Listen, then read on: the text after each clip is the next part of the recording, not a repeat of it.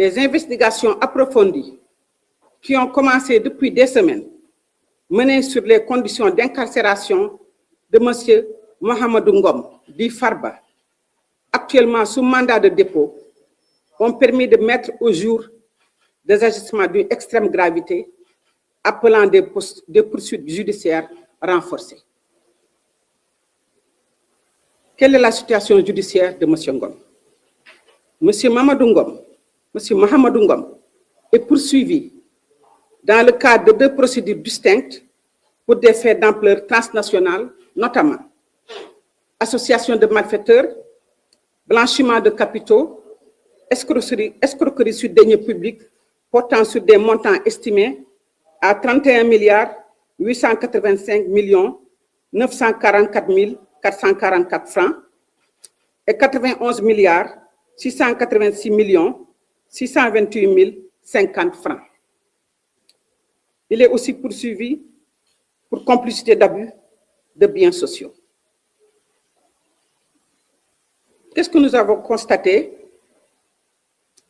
en milieu carcéral? Factuellement, lors de la fouille effectuée le 28 décembre 2025 dans la cellule du pavillon spécial, le détenu Farba Ngom a été trouvé porteur de 2 téléphones portables qu'il détenait frauduleusement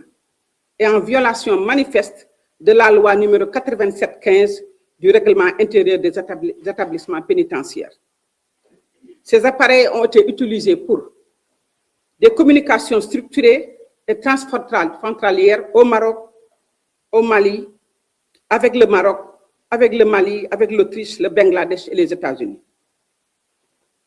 Ces appareils ont été utilisés pour des opérations financières nationales et internationales et le suivi de chantiers en construction. Des échanges répétés avec plusieurs personnalités ont été identifiés, dont des acteurs politiques, 65 interactions avec un acteur politique en liberté provisoire, 400 échanges et appels et messages WhatsApp avec un autre homme politique, avec ses avocats, dont 3 anciens ministres, avec 259 minutes de communication avec l'une d'entre eux. Il y a eu aussi des échanges avec des journalistes et hommes des médias. Il a entretenu 275 interactions téléphoniques et messages avec une journaliste patronne de presse bien connue, 60 interactions avec un journaliste de presse en litige, 60 interactions avec un journaliste de presse en ligne, 158 échanges avec un directeur de publication d'un journal de groupe de presse bien connu aussi. Ces appareils ont aussi utilisé pour la réception et la diffusion de procès-verbaux judiciaires confidentiels d'un co-détenu sur 2 dossiers. Ces appareils ont été utilisés pour la réception et le partage de contenus à caractère pornographique, y compris un partage avec un de ses avocats. Des échanges relatifs à des manœuvres et complots à caractère politique susceptibles de troubler l'ordre public. Sur les faits impliquant les avocats, le bataillon sera bien sûr saisi. Pour ce qui concerne l'état de santé de M. Ngom, contrairement aux allégations relayées dans certains médias faisant état d'une incompatibilité sanitaire avec la détention, les éléments objectifs relèvent une activité soutenue et constante, incluant des communications multiples, coordination de flux financiers et stratégies diverses. Toute évaluation médicale relève exclusivement des autorités sanitaires compétentes et ne saurait faire obstacle à l'application de la loi. Donc, il ressort de ces faits qui sont susceptibles de qualifications pénales multiples et nous allons demander l'ouverture d'enquêtes approfondies. Je voudrais donc appeler à la vigilance. L'État du Sénégal réaffirme sa tolérance zéro face à la criminalité organisée, aux violations des règles carcérales et à toute tentative d'instrumentalisation politique des faits judiciaires graves. La justice suivra son action avec fermeté, dans le strict respect de la loi et des droits, afin de préserver l'autorité de l'État et la confiance des citoyens. di leen gërëm ci teewaay bi di tàmbali di nuyu sénégalais yëpp di leen di wax déwénati di ñaanal ñëpp atu jàmm ak salaam wér gu yaram ak tawféex di ko ñaanal tam suñu kilifa yi ci réew mi yëpp. tey nag dama ñëwoon ci sama taxawaayu ministre de la justice garde des sceaux di yëgal sénégalais yëpp li nga xam li moo fi xew ci mbirum ci lieu de détention yi muy prison yi te xam ne dafa doon loo xam ne lii lu doy waar la te dafa laaj yoon taxaw ci pour li nga xam li mooy taxawaayu milieu carcéral, c'est-à-dire nit ko xam ne kii dafa nekk ci loxo yoon mu topp ko. dafa am ay gëstu yu ñu doon def fan yu yëpp depuis ay semaines di xool ki ñuy wax Mouhamadou Ngom ñu koy woye Farba nekk ci mandat de dépôt yoon téye ko teg ko loxo ñu xool nag ni dafa amoon ay jëf yoo xam ne yi ak ay taxawaay yu mu doon am ci jonkonteeg ñeneen te loolu dafa laaj yoon gën a xóotal liggéey bi gën ko gëstu moo taxoon nag ma ñëw di leen ko yëgal. moom xam ngeen ne yoon daf ko teg loxo ndax daf ko teg dafa am loo xam ne dañ ko jiiñ muy li ñuy wax association de malfaiteurs, c'est-à-dire que di ànd ak di liggéey ak ñoo xam ne ñii du nit ñoo xam ne ñii dañu nitu yoon wala dañu ñu jubadi. blanchiment de capitaux mooy jël xaalis di ko jël di ko soppaliwaat ci beneen anam wala di ko yore di ko ci yoon boo xam ne anam yoo xam ne du yoon awul yoon ñu boole ko tamit ci escroquerie lu ëpp fanweeri milliards ak benn jóge na sax fanweeri milliards ak ñaar ak lu ëpp juróom-ñeent fukki 91 juróom-ñeent fukki ak benn milliards ak lu tegu. li ñu seet nag li ñu gis nag bi ñu demee di seet cellule am ñu def ko ñaar fukki fan ak juróom-ñeent ci décembre 2025 moo ne dañ fekk moom mu yore ñaari téléphone portable te loolu dañu koy tere koo xam ne kii yoon dafa teg loxo kooku violation loi bi nga xam ne mooy tënk képp koo xam ne kii yoon dafa la teg loxo nga nekk ci établissement pénitentiaire loi boobu di loi 87-15 règlement bi nga xam ne moo tëgg administration pénitentiaire. appareil yooyu nag bi ñu ko gëstoo seet ko xool ko dañ ci gis ni moom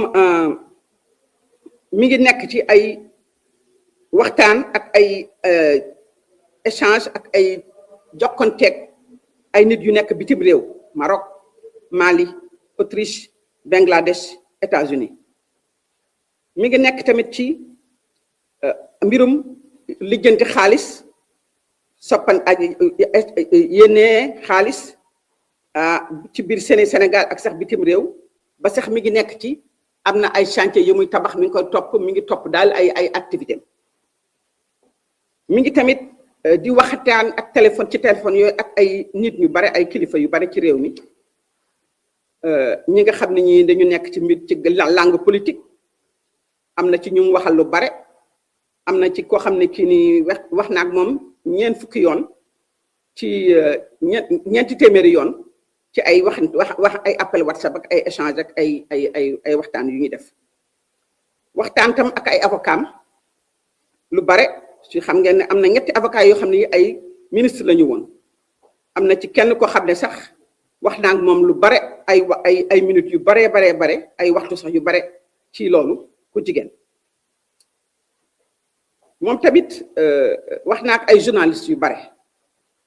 am na ci ñoo xam ne ñii wax na ci ak ñoom ay waxtu ci lu jóge ci période boobu ñu ko doon mu yore woon téléphone yi loolu nag seetlu nañ tamit ni bi ñu xoolee téléphone yi gis na ni bare na ay bataaxal yoo xam ne yii mi ngi ko doon partagé boole na ci sax loo xam ne lii ci atte benn nit boo xam ne bii mi ngi ci loxo yoon mi ngi woon ci loxo yoon wala mi ngi ci loxo yoon ñu téye woon ko procès verbal bi c'est-à-dire PV yi nga xam ne yi kenn waru ci teg loxo moom ñi ngi ko doon yénnee mi ngi ko doon jot mi ngi ko doon yore di ko yore di ko jàng di ko yore di ko échanger ak ñeneen leneen li mooy ci wax dëgg yàlla ñu baal ma ak mais fekk nañ fa tamit ay vidéo yoo xam ne yi vidéo yu ñaaw la ci waruñu ko di yore ci biir prison Batang di ko sax partage ak avocat loolu nag am na lu ci topp loo xam ne ñun jàpp nañ ni tamit ay waxtaanu politique la ay complot politique dégg nga yoo xam ne ñu ni dafa nekk ci loo xam ne dafa mën a yëngal Sénégal wala yëngal réew mi loolu nag ba ko xoolee liñ ci jëkk a taxaw mooy ni avocat yi nga xam ne dañ ci bokkoon te lii dañu tegg yoon bâtonnier bi moom dina am luñ ko sant mu def ci liggéeyam mais nag jàngat biñ ci jàngat mooy dañoo war a xool ñu xool ndax ki nga xam ne ci mooy Mouhamadou Ngom Farba ndax wér-gu-yaramam bi ñu naan yaramam neexul ndax loolu lii ñu gis ku feebar mën na ko def ndaxte mi ngi nekkoon ci ay activités yoo xam ne yii ni yu continue la yu soutenu yoo xam ne yii ni xelam ak kàttanam ak xalaatam yépp daf ko ci defoon booleeg mbirum xaalis booleeg mbirum waxtaanu politique booleeg mbirum waxtaanu leneen ak yeneen yu mu doon organiser fi mu nekk ci prison kon ñuy wax ni képp koo xam ne kii yoon daf la teg loxo tamit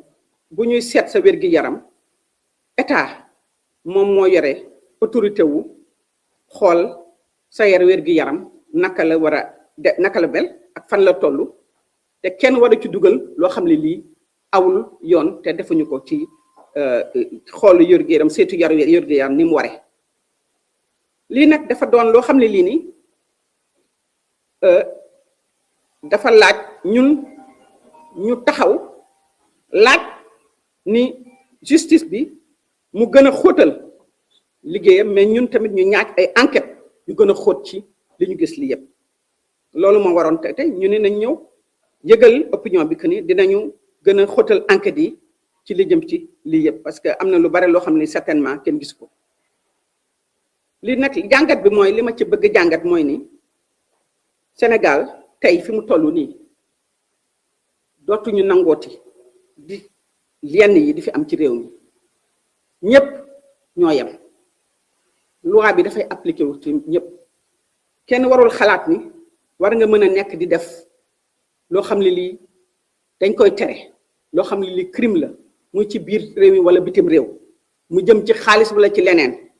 te jàpp ni wala ci politique wala leneen te tegul ci yoon nga jàpp ni war nañ la mën a bàyyi nga def loo ne neex ñëpp la loi yemale te justice dina def li ko war def liggéeyam ci yoon mais tam def liggéeyam ni mu waree te kenn du ko téye loxo justice pour mu def li mu war a def dañu bëggoon parce que lii am na solo ndaxte citoyens yi sénégalais yi loolu la ñuy laaj dëgg te li am bu ñu xamee toll nañu ba ñor na ba mën nañ ko wax ñu wax ko pour sénégalais yi xam li xew kon loolu lañu ñëwoon tey yëgal leen ko ni saa yu ñu amee loo xam ne lii ni ñor na ba ñu war leen ko wax rek dina ñëw séddoo ko ngeen yëgal leen ko